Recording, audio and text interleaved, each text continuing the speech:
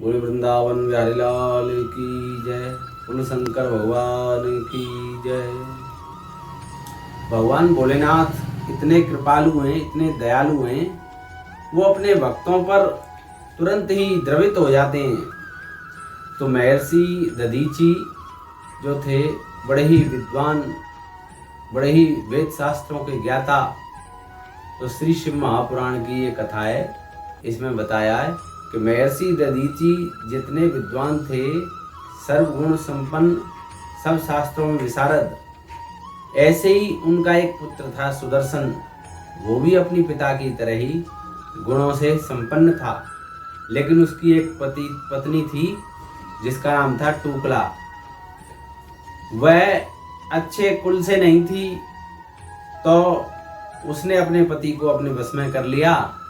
अब एक दिन महर्षि दधीची को कहीं गांव में अपने परिवार जाति वाले लोगों से मिलकर के आना था।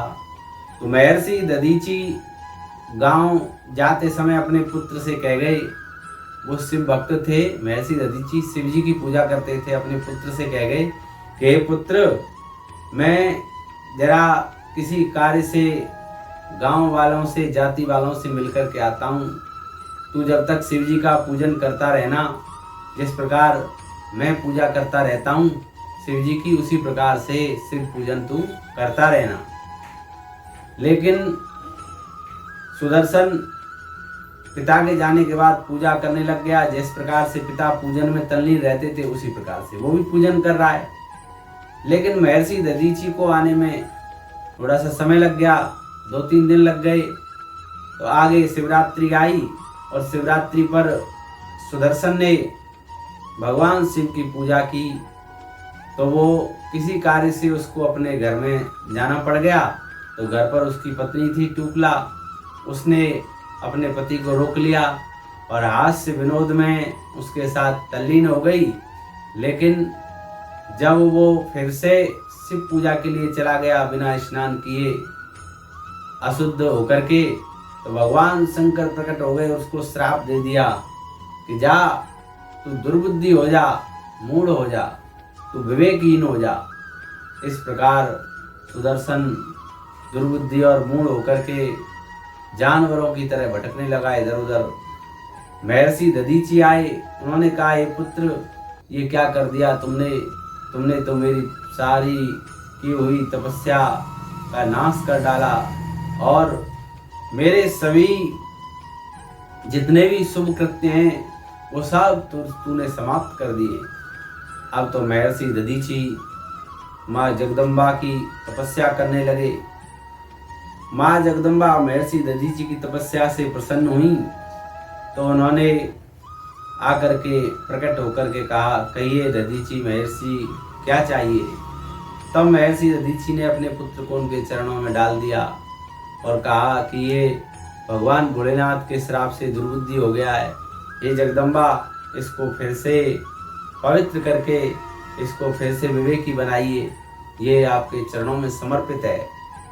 तो माँ भगवती ने उसको शुद्ध करके पुनः उसका यज्ञोपवीत संस्कार किया और उसको शिव गायत्री मंत्र की दीक्षा दी और उससे शिव गायत्री मंत्र का जाप करवा करके उसको भगवान शंकर के चरणों में पटक दिया। बोली कि ये आपका ही पुत्र है, आप इसको फिर से विवेकी बना दो और इसके सब दोषों को प्रभु क्षमा कर दो। तब भगवान शंकर प्रसन्न हो गए और उसको फिर से विवेकी बना दिया और उसको कहा कि तू शिव गायत्री का मंत्र जाप करते रहना। इस प्रकार जब उसने शिव गायत्री मंत्र का जप शुरू कर दिया तो भगवान शंकर प्रसन्न हुए।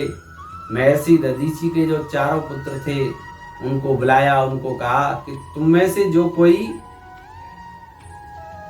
मेरा अभिषेक करेगा, अच्छी तरह मुझे प्रसन्न कर लेगा, उसी को मैं बटुक का पद प्रदान कर दूंगा। तब सुदर्शन ने भगवान भोलेनाथ का बहुत विधि पूर्वक अच्छी तरह अभिषेक किया। भगवान भोलेनाथ प्रसन्न हुए। तब भगवान भोलेनाथ ने उसको बटुक का पद प्रदान कर दिया, बटुक भैरव बना दिया। आज से हे बटुक, तुम मेरे नाम से पूजे जाओगे।